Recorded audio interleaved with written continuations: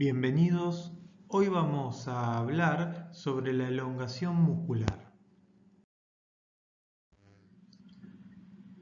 Inicialmente, a modo de definición, podemos decir que la elongación es el desplazamiento del complejo osteocondroneurovasculomuscular realizado por una fuerza determinada con el objetivo de separar los puntos de inserción de un músculo. No olvidemos que la elongación entraría dentro de lo que son las movilizaciones. Anteriormente habíamos visto la movilización con una finalidad articular y en este caso la elongación sería la finalidad de nuestra movilización.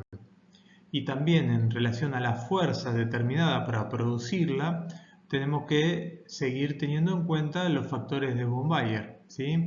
La fuerza intrínseca o las fuerzas externas. También, a modo de repasar algunos conceptos, vamos a definir a la contractilidad como la capacidad de un músculo de encogerse y generar tensión. Vamos a decir y definir a la distensibilidad como la capacidad de un tejido muscular para estirarse en respuesta a una fuerza externa. Y la elasticidad es la capacidad de un tejido de volver a su punto inicial, ¿sí? Es la resistencia que va a oponer ese tejido a la deformidad. Recordemos que cuando hablamos de elongación vamos a estar involucrando a diversas estructuras, ¿sí? Como puede ser la cápsula articular, los ligamentos, los tendones, los vasos, los nervios, la piel, ¿sí? Además de la estructura muscular. Conviene también que definamos a la flexibilidad, ¿sí? Y la flexibilidad es la capacidad, ¿sí?, para desplazar una articulación o una serie de articulaciones, ¿sí?, a través de una amplitud de movimiento completo, sin restricciones ni dolor, ¿sí? Y vamos a estar viendo que esta capacidad física, que es la flexibilidad, como también otra capacidad física son la fuerza, la resistencia y la velocidad, son capacidades posibles de entrenarse, ¿sí? Y además vamos a ver que hay factores que van a influir en la capacidad de flexibilidad que tenga un paciente. Algunos factores los vamos a denominar constitucionales, ¿sí? Y dentro de estos factores constitucionales puede ser la estructura ósea, ¿sí?, que en algunos casos puede ser un limitante en la amplitud del movimiento. En otras situaciones, el tejido graso también puede ser algo que limite la capacidad de lograr una amplitud completa, ¿sí? En algunas situaciones, este tejido graso puede funcionar a modo de cuña, ¿sí?, entre dos brazos de palanca. La piel es una estructura que en algunas situaciones, por ejemplo postquirúrgicas, puede generar, digamos, alguna limitación en cuanto a la amplitud, debido a que en esa zona de cicatrización posterior a la lesión puede observarse en algunos casos un tejido menos elástico. También los músculos y los tendones, bueno, junto a la fascia también que rodean al músculo, pueden limitar la articulación, la amplitud de movimiento. En algunos casos de cuestiones patológicas, como por ejemplo algunas que cursan con aumento del tono muscular, o en situaciones a veces debido a algún hábito, por ejemplo alguna actividad laboral específica que genera que haya músculos con una estructura, digamos, más desarrollada, con músculos más hipertróficos, y eso quizás genera limitaciones hacia el movimiento opuesto. También los ligamentos y la cápsula articular tienen cierta elasticidad pero en algunos casos, por ejemplo, cuando hay periodos prolongados de inmovilización, estas estructuras tienden a acortarse, ¿sí? A perder esa elasticidad.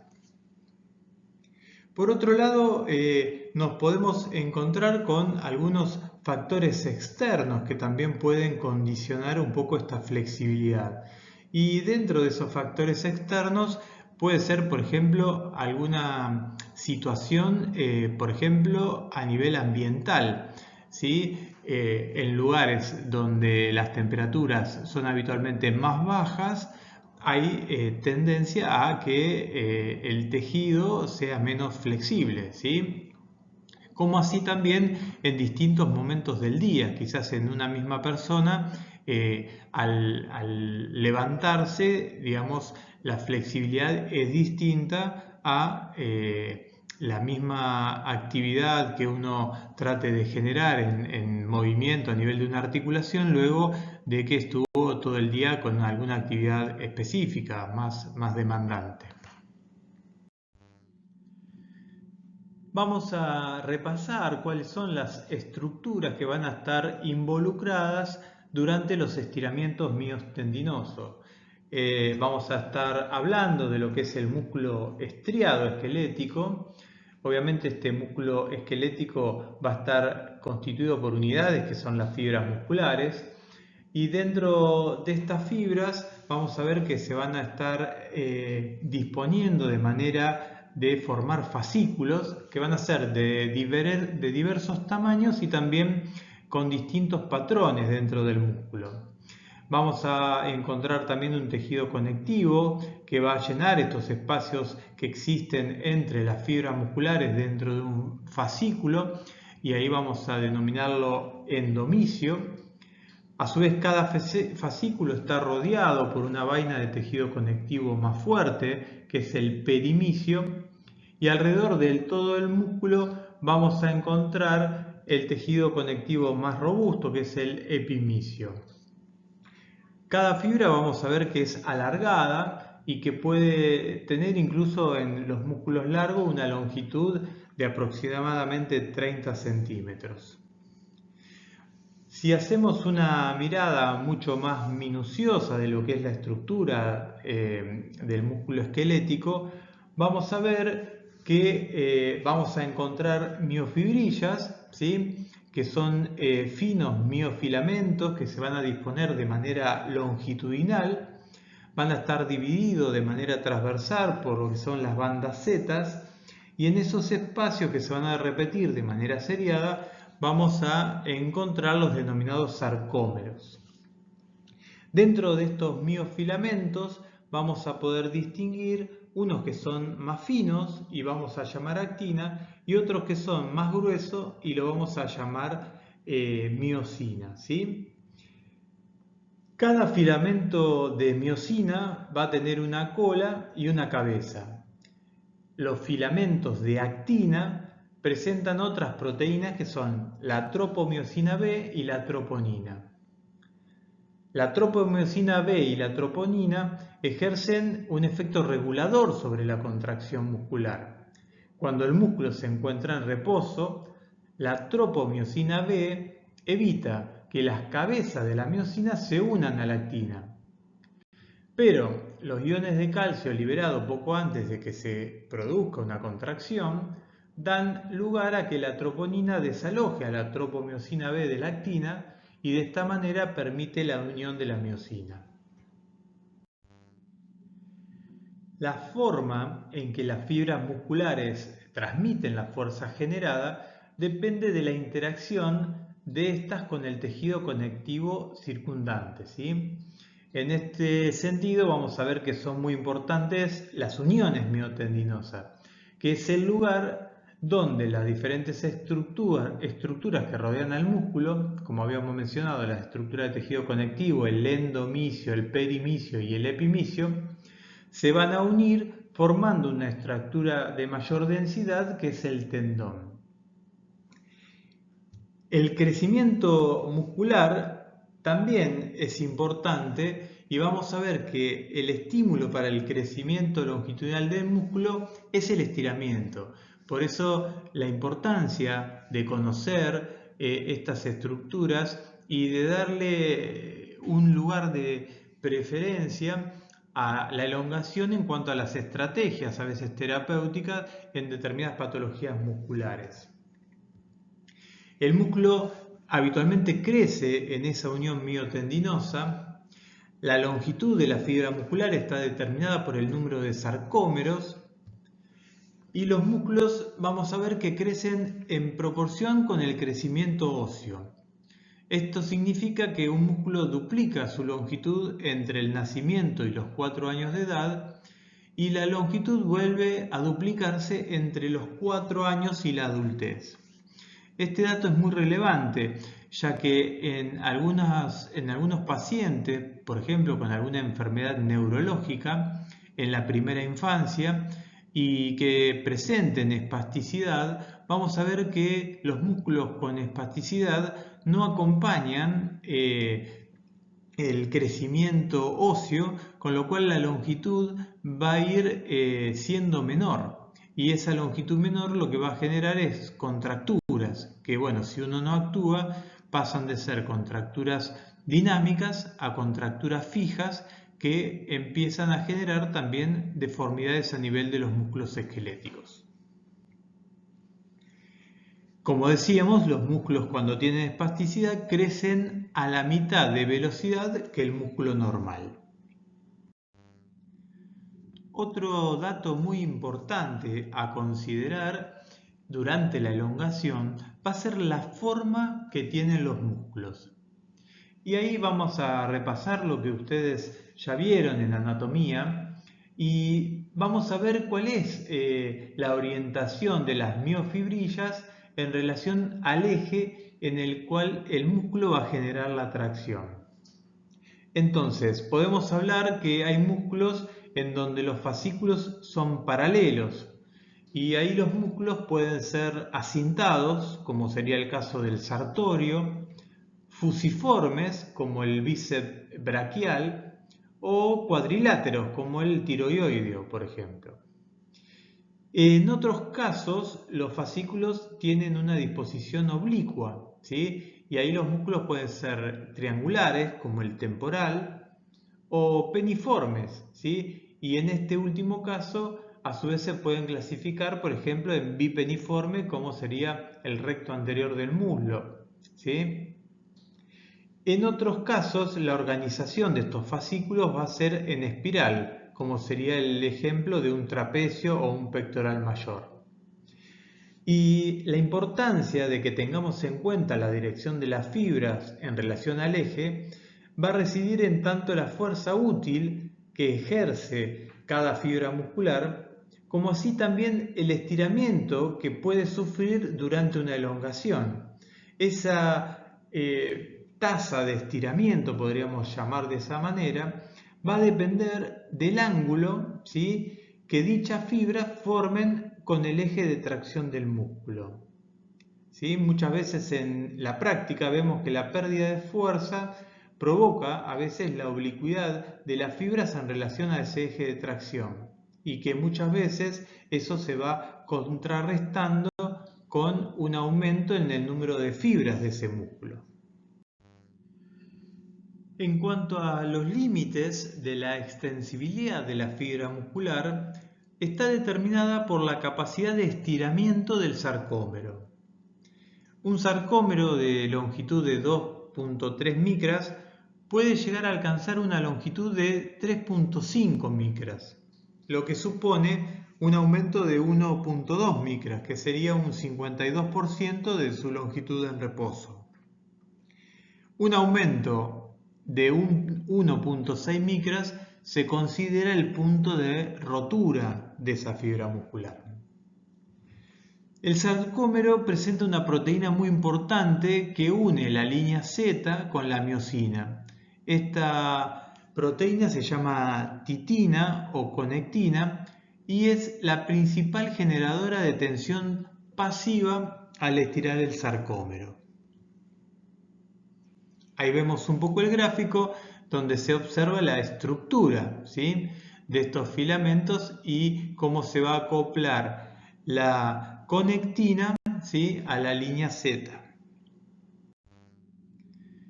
El concepto de amplitud activa mensurable de los diferentes grupos musculares nos habla de que la amplitud es una suma de la distancia de alargamiento posible a partir de la longitud de reposo del músculo y de la distancia de acortamiento máximo también a partir de la longitud de reposo.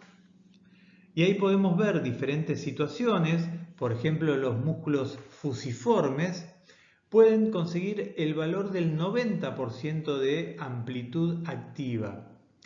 Pero los músculos peniformes, como el gemelo, que tienen una disposición oblicua de las miofibrillas y una fuerte concentración de fibras de colágeno, se limitan aproximadamente al 35% de contractilidad, o sea, un 70% de amplitud activa.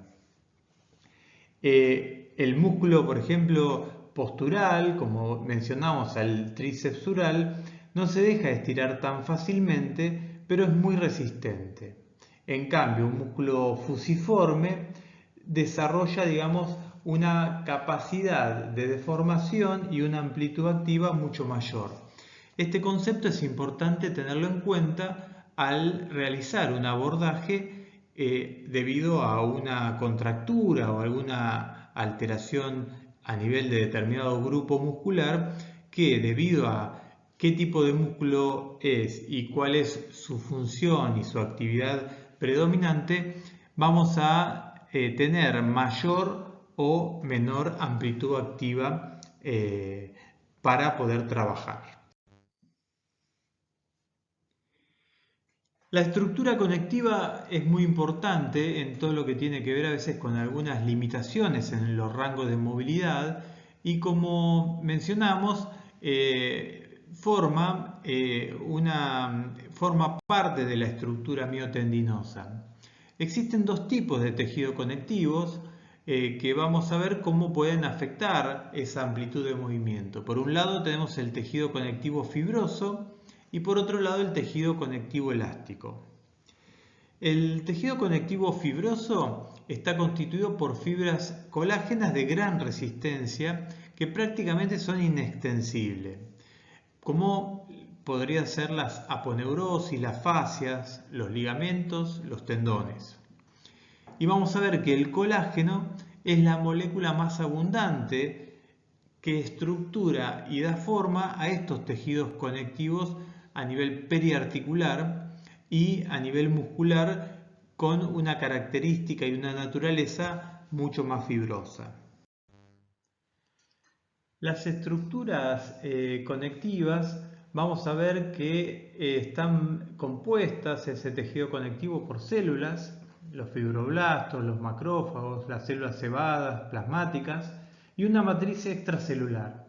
Esta última, a su vez, va a estar constituida por las fibras, que vamos a ver colágenas, reticulares y elásticas, y por una sustancia fundamental amorfa y viscosa que está compuesta por agua, carbohidratos y carbohidratos unidos a proteínas, los que vamos a denominar glucosaminoglicanos y proteoglicanos.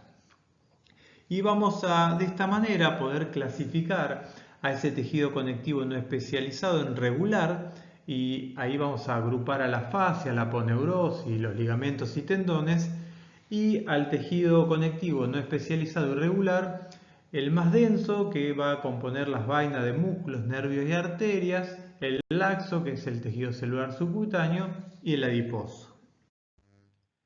Vamos a detenernos por un momento en el colágeno, ¿sí?, que es la molécula más abundante que estructura y da forma a los tejidos conectivos periarticulares y musculares de naturaleza fibrosa.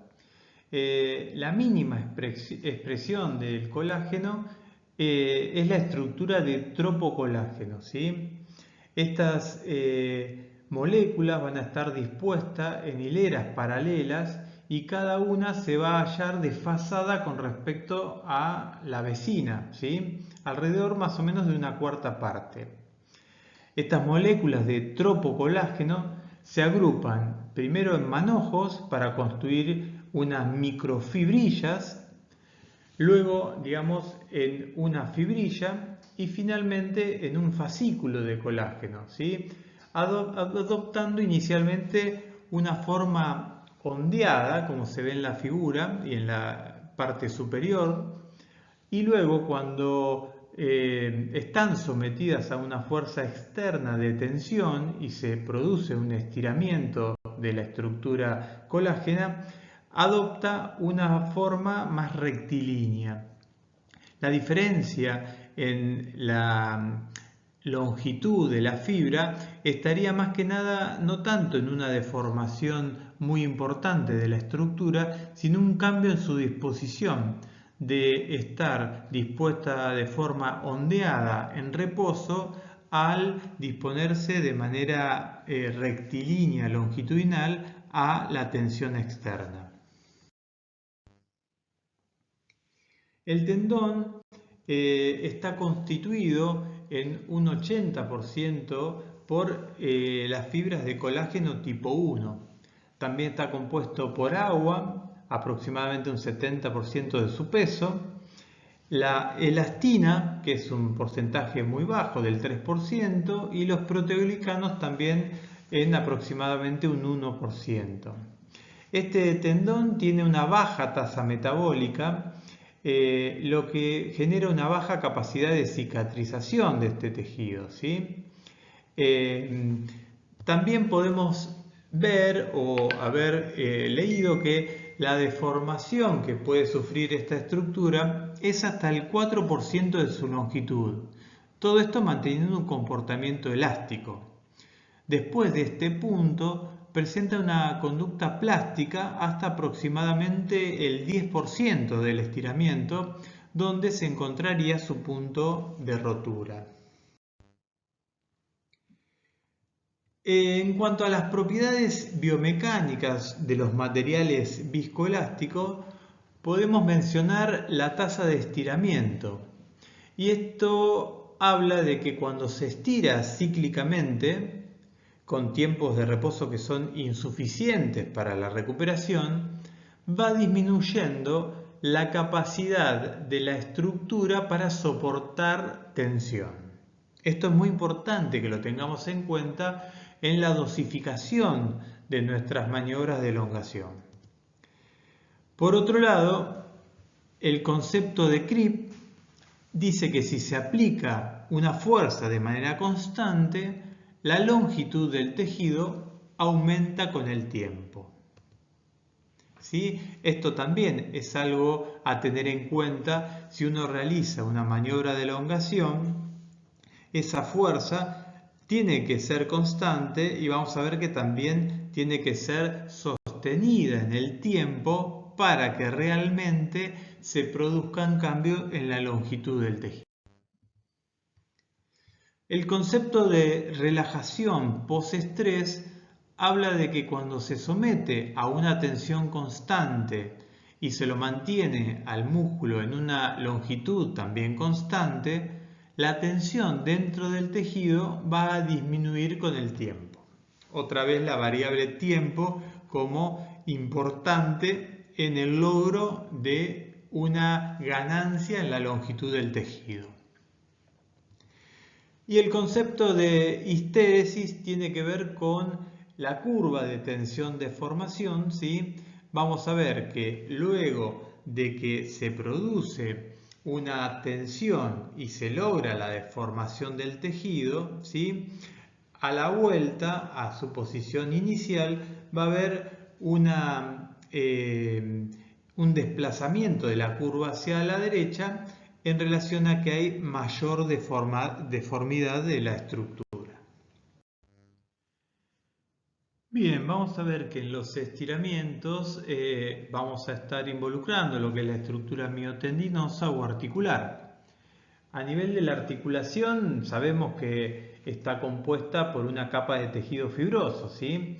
Hay una cápsula articular reforzada por los ligamentos, ¿sí? Y esta articulación habitualmente se caracteriza por un espacio virtual entre dos piezas óseas que son rígidas, ¿sí? Después tenemos los músculos y ahí vamos a tener variabilidad, músculos que son por ahí monoarticulares, que atraviesan una sola articulación, y en otros casos músculos pluriarticulares o biarticulares que atraviesan más de una articulación.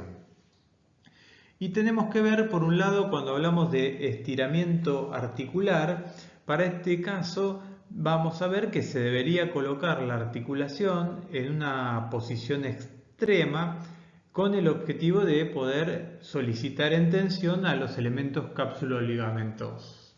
¿Sí? No solo es conveniente relajar los músculos que van a cruzar esta articulación, sino también a los músculos vecinos, para que se evite una puesta en tensión prematura de esos músculos vecinos. ¿Sí? Por otro lado, hablamos de estiramiento muscular y acá es importante recordar que los músculos habitualmente tienen determinadas funciones y muchas veces esas funciones no son solamente en un solo plano de movimiento. Entonces ahí lo que tenemos que realizar cuando estiramos es considerar estas características y para elongarlos al máximo tenemos que dirigir a esas fibras del músculo a la inversa de sus acciones fisiológicas. Y hay que actuar en todas las articulaciones en donde este músculo esté involucrado, ¿sí? Generalmente se trata de solicitar primero lo que serían la elongación en el plano sagital o lo que sería el componente de flexión y extensión, luego poner en tensión y lograr el estiramiento a nivel del componente aducto-abducto y por último el componente de rotación, ¿sí? Henry Neiger dice que la puesta en tensión final se lograría con este componente de rotación. Vamos a ver ahora en el siguiente gráfico lo que es la denominada curva tensión-longitud, ¿sí? Y esta curva tensión-longitud permite distinguir la tensión de las miofibrillas, las que son contráctiles, ¿sí?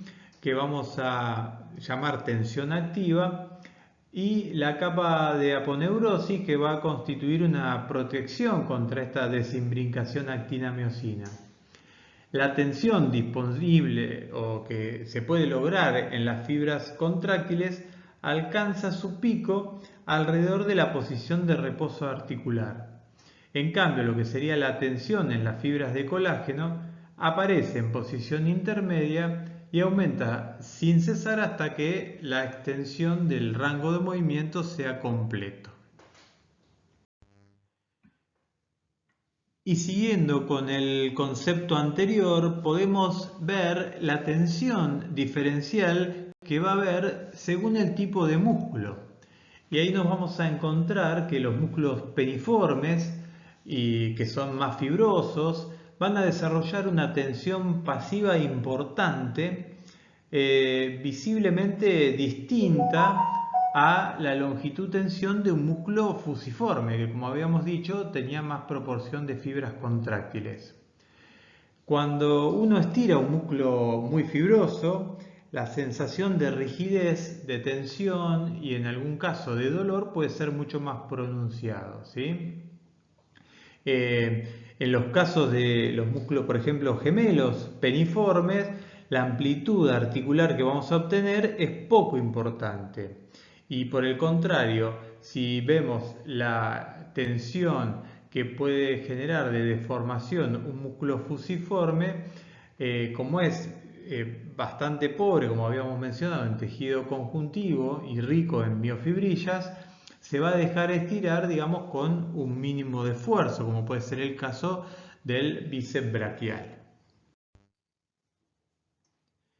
La curva tensión-deformación descripta para los cuerpos homogéneos habla de que inicialmente un cuerpo, cuando es sometido a un esfuerzo de tracción, va a soportar en primer lugar una deformación en alargamiento dentro de lo que se denomina una fase elástica, ¿sí? Esto quiere decir que cuando se deja de generar la tracción para deformar a ese tejido, ¿sí? Ese tejido va a volver a su longitud inicial sin que persista ninguna deformación. Ahora bien, si uno sigue generando una tracción de deformación, vamos a ver que llegamos a un momento donde se produce una fase imperceptible de desorganización a nivel molecular y eso va a dar inicio a lo que se llama la fase plástica, ¿sí? Esa fase plástica es donde hay una deformación permanente de la estructura que una vez que se interrumpe la tracción de deformación, el tejido no vuelve a su posición inicial, ¿sí? Hay una acción mucho más duradera en la organización y en los cambios estructurales a nivel del tejido que genera cambios en esa longitud. Ahora bien, si yo sigo aplicando esfuerzos cada vez mayores, más intensos, a deformar ese tejido, llega un momento en donde voy a estar entrando en la fase de rotura, ¿sí? Una fase donde el tejido ya pierde un poco su constitución habitual y va a tener una rotura primero parcial y finalmente mucho más importante si los esfuerzos no disminuyen.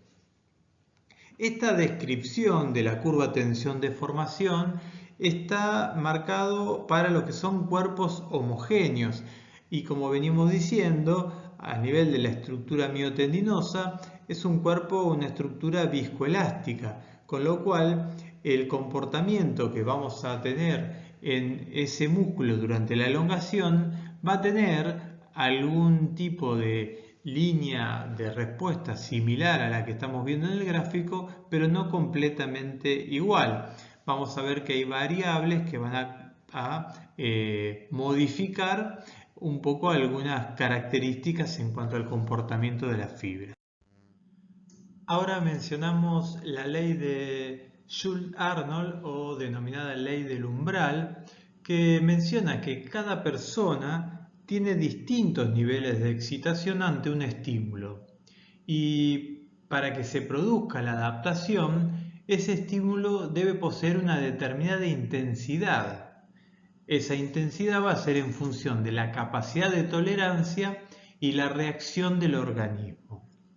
Entonces vamos a ver que por un lado podemos clasificar a algunos estímulos como débiles, donde vamos a ver que esos estímulos están por debajo del umbral y no van a producir adaptaciones que serían las que generarían cambios duraderos en el tiempo a nivel de la fibra muscular. En otro caso hablamos de estímulos medios que llegan cerca del umbral y por reiteración de repetición de estos estímulos pueden llegar a producir alguna adaptación a nivel de la fibra muscular. Después tenemos estímulos fuertes, manteniéndose dentro del umbral, producen adaptaciones fácilmente, son los por ahí ideales en cuanto a lo que uno buscaría durante las maniobras de elongar. Y después tenemos estímulos muy fuertes que están por encima del umbral y estos ya son perjudiciales y si se realizan de manera reiterada pueden llegar a producir o provocar una lesión en la estructura.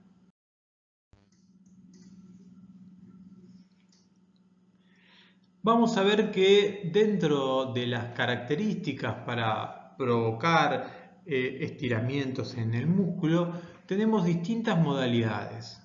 Los estiramientos miotendinosos vamos a poder clasificarlos en analíticos o globales y a su vez en métodos dinámicos o estáticos. Dentro de lo que son métodos dinámicos encontramos a los estiramientos balísticos, ¿sí? Acá vamos a ver que estos estiramientos consisten en movimientos rápidos, alternantes, en formas de rebote, en el límite del rango de movimiento. Son bastante comunes de observar estos estiramientos en la práctica deportiva, sobre todo en esos deportes que se requiere demasiada velocidad gestual y una amplia movilidad a nivel de la articulación, como son las actividades de artes marciales o gimnasia artística. En el estiramiento balístico se va a activar el reflejo de estiramiento. Cuando se aplica a un músculo un estiramiento brusco, se desata una acción refleja que provoca la contracción del mismo. Y esto lo que va a generar como consecuencia es que aumente la tensión muscular del músculo que está siendo estirado, haciendo más difícil el estiramiento de los tejidos conectivos. Este método hay que tener cuidado y mucha precaución porque es un método que puede provocar lesiones en caso de que la dosificación de las técnicas de estiramiento no sea la adecuada. Por otro lado, hablamos de métodos estáticos, ¿sí? Y acá en estos métodos estáticos, la característica del estiramiento tiene que ver que es mantenido durante un cierto tiempo, ¿sí? Y que habitualmente se va a trabajar mucho la flexibilidad con el fin de lograr una adaptación a nivel muscular y de respuesta neurológica. Dentro de los estiramientos por método estático está el estiramiento pasivo, ¿sí? El estiramiento pasivo se caracteriza porque ese estiramiento es producido por medio de una fuerza de tracción externa al segmento corporal que incluye a la unidad miotendinosa que uno pretende estirar. Esa fuerza externa puede ser generada por el kinesiólogo, ¿sí? O por el mismo paciente con una autocolocación, ¿sí? Como habíamos mencionado en los tipos de movilización durante la clasificación, ¿sí? Acá lo que tenemos que tener en cuenta en estos estiramientos pasivos es el carácter analítico de esta movilidad que permite disponer de un registro gestual mucho mayor. Vamos a estar viendo que en el transcurso del módulo las maniobras que vamos a estar viendo en clase están en relación a este estiramiento pasivo miotendinoso.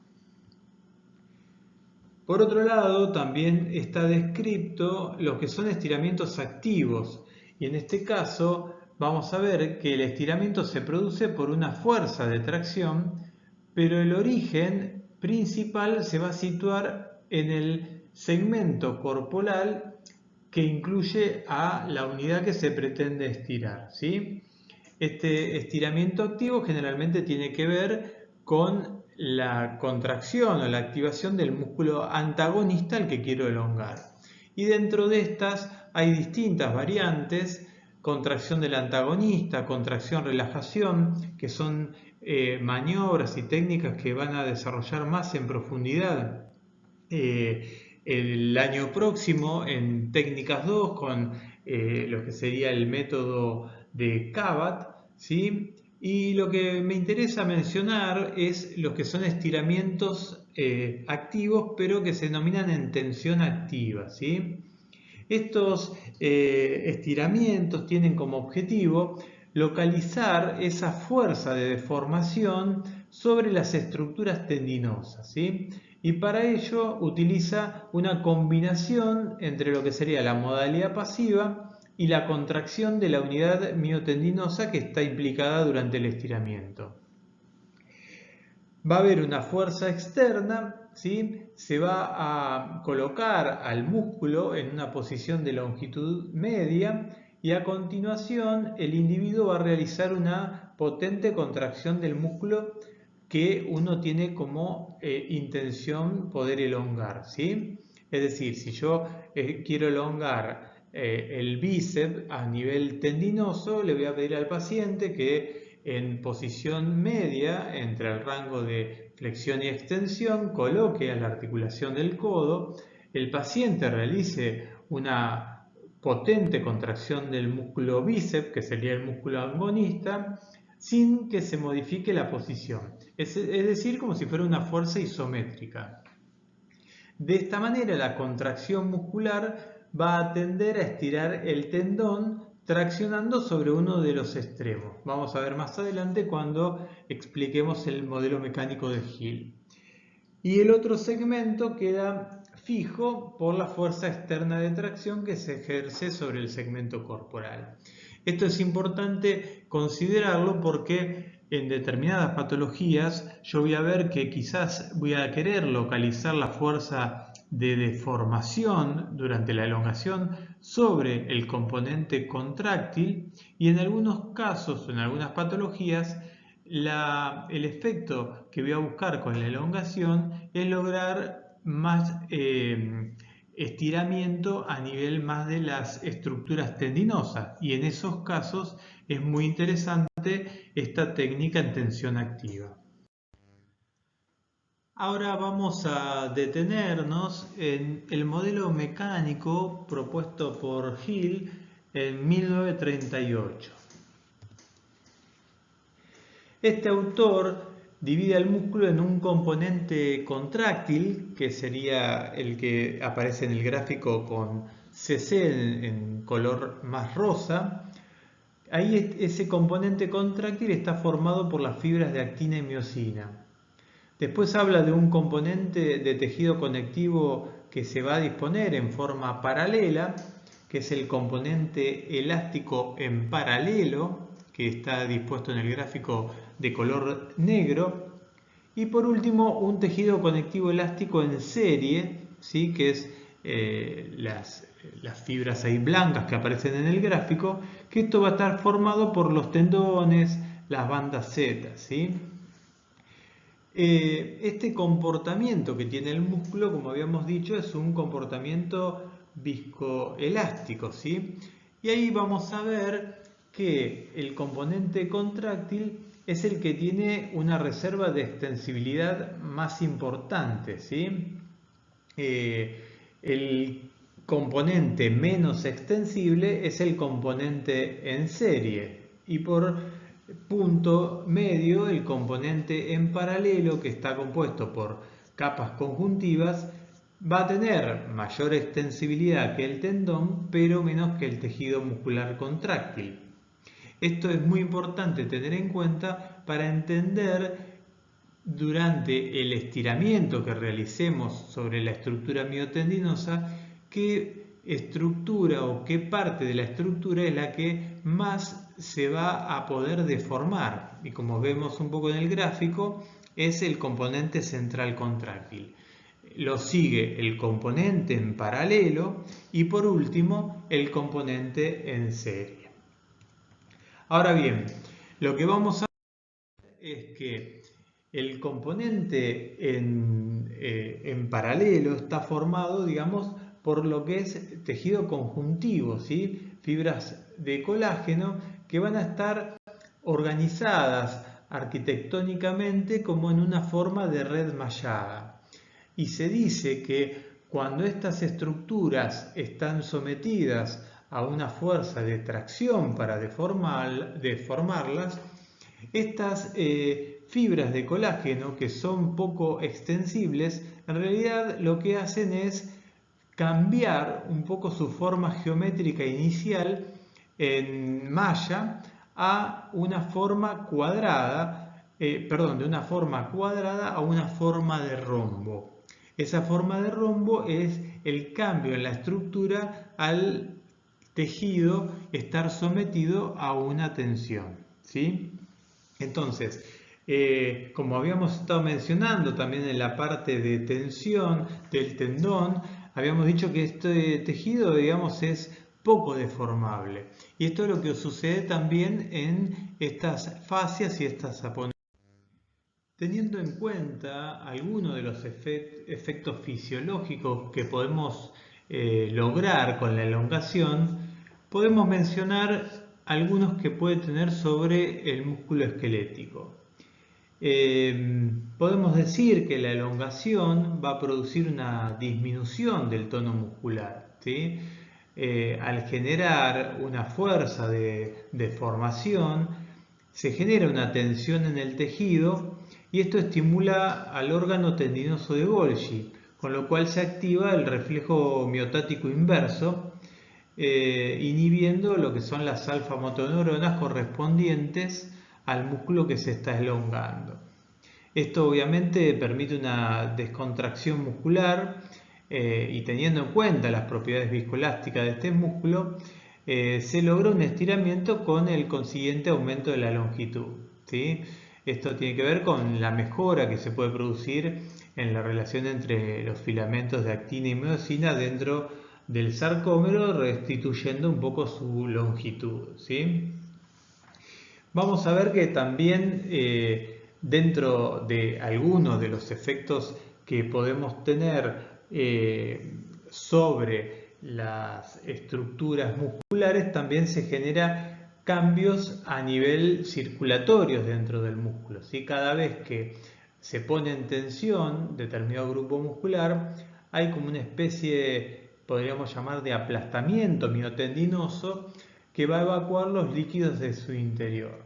Al finalizar la maniobra de elongación y el músculo volver a una situación de reposo, va a retomar su volumen y por diferencia de presión hidrostática va a ingresar nuevamente el líquido dentro del músculo.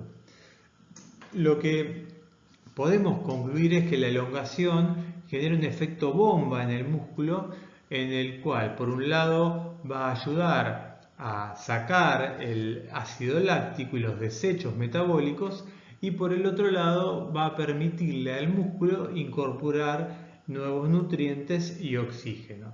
Esto hace que se mejoren las condiciones generales del metabolismo aeróbico muscular y de esa forma contribuir a disminuir la fatiga que se produce en el músculo posterior a algunos esfuerzos, ¿sí? También dentro de las estructuras miotendinosas, este movimiento que se genera en las fibras y los tejidos durante la puesta en tensión puede producir algunas fricciones internas, lo que van a hacer que aumente la temperatura a nivel del tejido. Eso hace que se dilaten un poco estos tejidos y se reduce el comportamiento viscoelástico, favoreciendo el aumento en cuanto a la longitud. Sobre estructuras no contráctiles, podemos decir que estas estructuras sufren una deformación y un aumento de la longitud en menor medida que el músculo, ¿sí? Esto se explica porque estas estructuras generalmente son capas de tejido conjuntivo donde las fibras de colágeno generalmente están organizadas, como habíamos visto en el modelo propuesto por Hill, de una manera arquitectónica como una red mallada, ¿sí? Y cuando esas estructuras son sometidas a tensión, estas fibras, al ser poco elásticas, lo que hacen es cambiar su disposición, ¿sí? De red mallada, como habíamos mencionado, en donde cambiaba su forma cuadrada a una forma de rombo, ganando el tejido una apariencia distinta y una mayor longitud.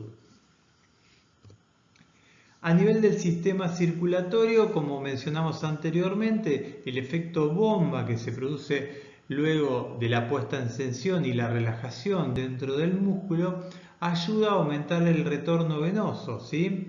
Y de esta manera el flujo sanguíneo arterial luego de que termina esta puesta en tensión en las estructuras musculares. A nivel del sistema nervioso, podemos decir que se producen estímulos propioceptivos de origen aferente, no solo del músculo que se pone en tensión, sino también a nivel de todas las estructuras involucradas en esa articulación, en ese movimiento, en esa puesta a tensión. Esas aferencias van a integrarse a nivel del sistema nervioso central y esto contribuye a todo lo que es la mejora en nuestro esquema corporal.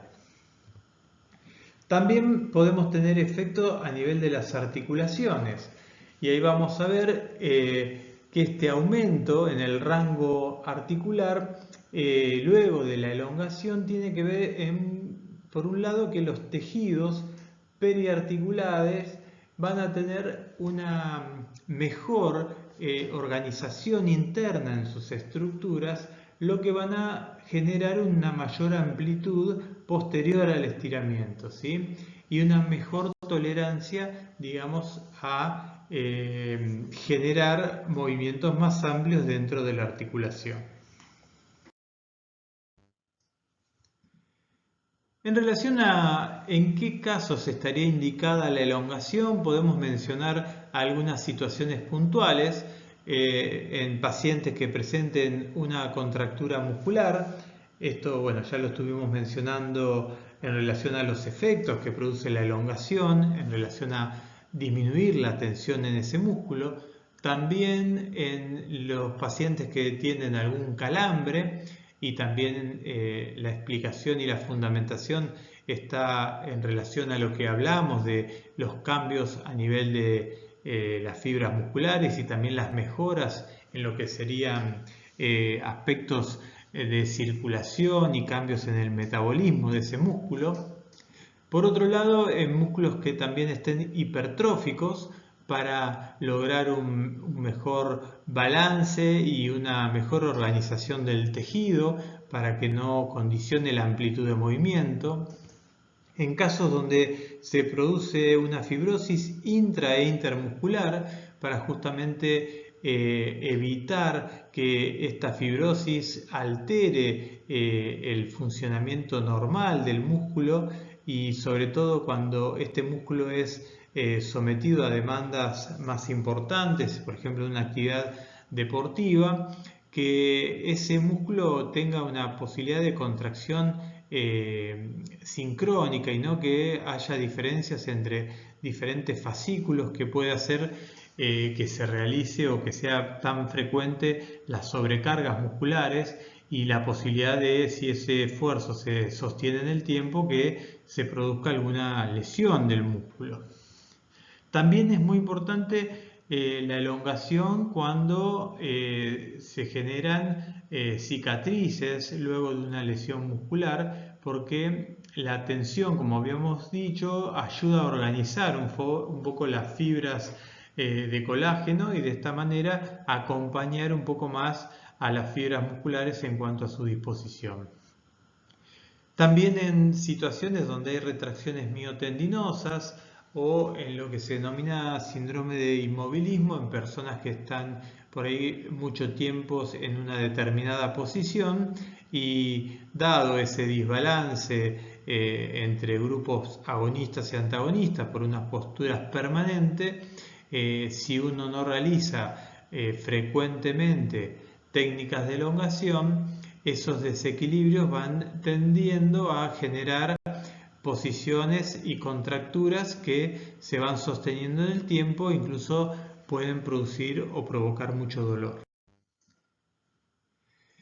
En situaciones donde haya patologías a nivel del músculo, en algunas miopatías donde esos desequilibrios son muy marcados, siempre la articulación tiende a adoptar una posición en relación a algún músculo que está más fuerte, con lo cual se va generando un desequilibrio entre músculos que por ahí están como más contracturados y otros que están alargados y débiles. Eso es lo que uno puede dosificar tratando de al músculo que tiene tendencia al acortamiento, elongarlo para que el desbalance en la articulación no sea tan manifiesto.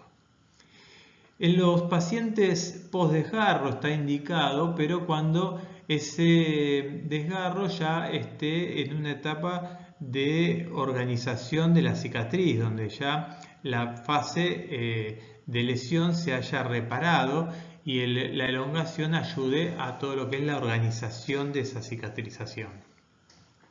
En paciente post-sutura tendinosa o en patologías reumáticas, donde en muchos casos los procesos inflamatorios que ocurren a nivel articular condicionan a determinadas posturas que muchas veces por dolor son bastante permanentes y generan desbalances y retracciones musculares.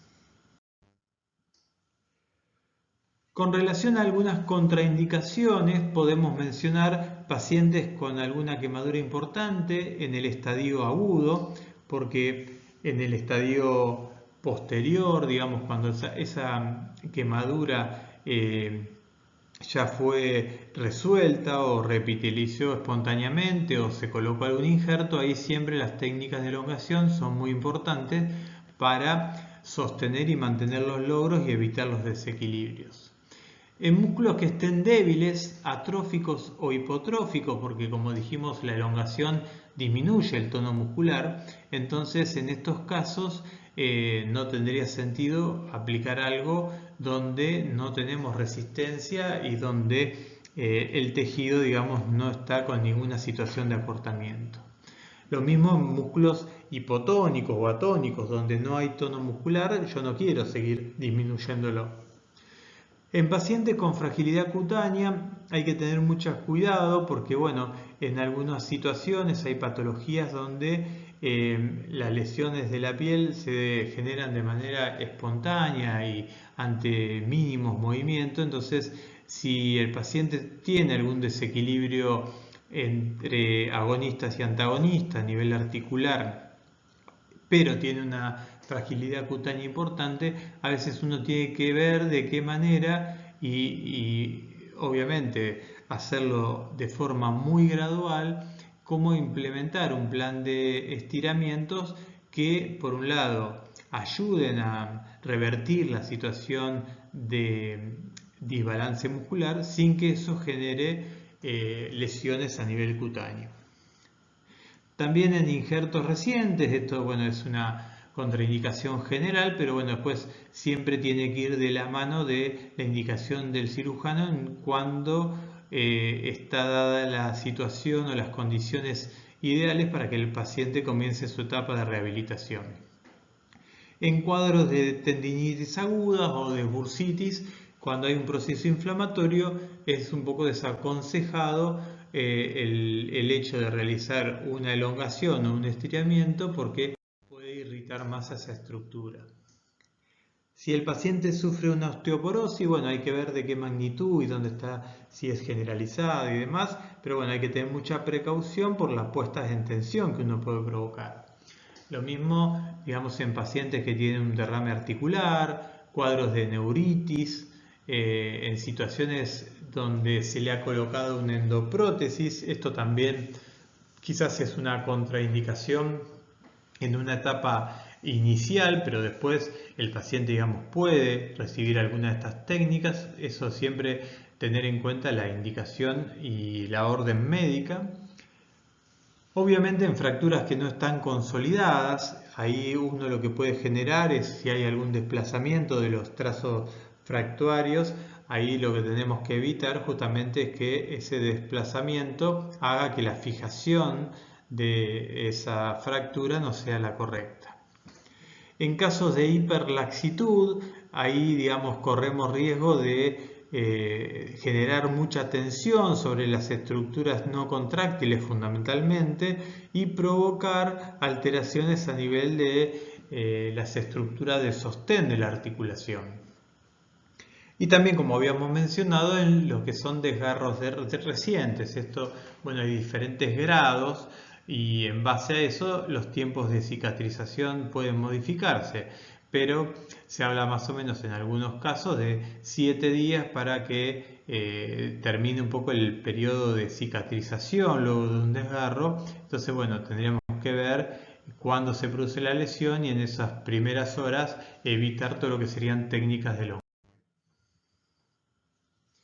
Bien, algo muy importante siempre a considerar, como en toda maniobra de movilización que estuvimos viendo anteriormente y como mencionamos al comienzo de la charla, la elongación es una movilización que tiene que sostener la mayoría de las leyes que estuvimos viendo en movilización. Ahora lo que va a variar es que en vez de tener una finalidad articular con la movilización pasiva, acá lo que vamos a tener es una finalidad de elongar esas estructuras musculares. Y en ese método operatorio es muy importante tener en cuenta la acción del músculo o grupo muscular que voy a elongar, ¿sí? Y volvemos un poco a lo que había mencionado Neiger al comienzo. Nosotros necesitamos conocer cuáles son las inserciones y qué característica tiene ese músculo. ¿Es un músculo monoarticular? ¿Es un músculo biarticular? Y obviamente conocer qué acciones realiza sobre determinada articulación. Y en base a eso generar la acción de elongación contraria. Primero en el componente de flexo extensor, si el paciente tiene 3 grados o realiza 3 movimientos en determinada articulación. En segundo punto, llevarlo a la puesta en tensión en el plano aducción o abducción. Y por último, el componente de rotación.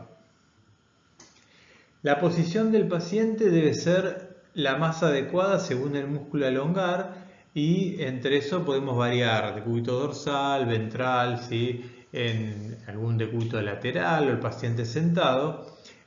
Sabemos que quizás hay determinadas variantes para un mismo grupo muscular, y en base a qué características presenta el paciente vamos a elegir cuál es la posición que creemos ideal.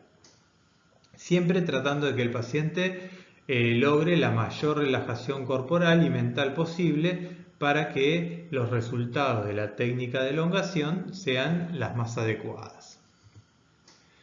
La posición del kinesiólogo va a depender de qué músculo sea el que tenga que elongar, y ahí se puede colocar homo o heterolateral, ¿sí? Siempre tratando de controlar su postura, que la columna esté lo más recta posible, lograr descender de manera adecuada su centro de gravedad, y a través de la flexión de cadera y rodilla muchas veces usar estos movimientos como la fuerza para generar la puesta en tensión. Habíamos mencionado en el módulo de movilización la ley de Hertz. Esta ley es sumamente importante también al realizar la elongación. Y hablábamos de que teníamos que tomar o tener una toma de fijación, ¿sí? Y como sabemos, esta toma de fijación es indispensable para que la elongación sea adecuada, ¿sí? Entonces debemos fijar en uno de los extremos, ¿sí? Generalmente va a ser en el tercio distal del segmento proximal a la articulación a elongar, y vamos a ver que después vamos a tener una toma de elongación, ¿sí? Que se va a realizar en el tercio distal del segmento distal a la articulación o al músculo que voy a estar elongando, ¿sí? Tratando de generar una tensión, ¿sí? Adecuada para llevar al músculo a su máxima puesta en tensión. Y después tenemos que tener en cuenta que en la ejecución del movimiento de elongación vamos a ver que la tensión que yo logre va a tener influencia en relación a las funciones que hace ese músculo y qué articulaciones es las que atraviesa, ¿sí? Entonces, vamos a ver que en general vamos a seguir una modalidad teniendo en cuenta una de las reglas principales, que era la regla del modo, ¿sí? En relación a los tiempos y frecuencias de elongación, ahí vamos a ver que vamos a estar hablando de una maniobra que se va a realizar en un T1, ¿sí? Que es la puesta en tensión, un T2 que es sostener esa tensión, un T3 que es la vuelta a la posición inicial, y un T4 que es la suma de los 3 tiempos anteriores. En elongación se sabe que a partir de los 6 segundos es donde se genera una puesta en tensión a nivel muscular para estimular al órgano tendinoso de Golgi. Lo que hace es que se empiece a activar el reflejo miotático inverso, ¿sí? Pero bueno, hay distintas posturas en relación al tiempo máximo de elongación, pero como vamos a ver, se habla de entre 15 y 30 segundos, dependiendo de qué tipo de músculo sea, la edad del paciente y algunas otras características individuales, ¿sí? Con respecto a la dosificación de la elongación, vamos a ver que se recomienda la elongación pasiva miotendinosa entre 5 y 10 repeticiones de 15 a 30 segundos por día, como mínimo 3 veces por semana durante un periodo de 6 a 8 semanas. Los estiramientos deben realizarse al menos 3 veces a la semana para que produzcan mejoras apreciables y de 6 a 7 veces a las semanas para que estas mejoras sean óptimas. Bueno, ahora nos queda que en cada comisión tengamos la parte práctica, la ejecución de las maniobras, pero a modo de conclusión podríamos decir que la elongación es un capítulo complejo que involucra a varias estructuras y que nosotros en la cátedra vamos a estar haciendo hincapié en lo que es las características que tiene la elongación realizando estiramientos miotendinosos, ¿sí? En donde el kinesiólogo es quien va a hacer la puesta en tensión. Y estos estiramientos miotendinosos van a tener un carácter analítico. Existen otras corrientes, como algo vimos en la clasificación, los estiramientos balísticos o las técnicas de facilitación neuromuscular propioceptiva, o mismo la técnica de Suchard, que son técnicas de elongación global. Acá lo que creo que es conveniente saber, por lo menos en esta instancia de la etapa de aprendizaje y lo que corresponde a nuestra materia, es que en teoría uno lo que va a buscar siempre es buscar un cierto balance entre agonistas y antagonistas. Así que en muchos casos el estiramiento manual que uno va a hacer, si busca hacerlo de manera analítica, en algunas situaciones es conveniente primero quizás hacer algún tipo de intervención o utilizar alguna estrategia de estiramientos global, ¿sí? Para generar unas mejores condiciones a nivel de la cadena muscular que involucra al músculo analítico en el cual uno quiere tener incidencia y mejora con la maniobra. Una vez que uno da mejores características a esa cadena muscular, vamos después a hacer esta maniobra analítica. Por ahora en la cátedra lo que vamos a ver son solamente estos estiramientos analíticos, ¿sí? Pero está bueno que uno tenga en cuenta, y a medida que transcurran los años siguientes con la carrera y otras estrategias que van a ir incorporando, van a ir viendo cómo se pueden ir relacionando y adecuando a los distintos momentos y las patologías las mejores características para que estos estiramientos sean lo más óptimo posible. Bueno, muchas gracias por su atención.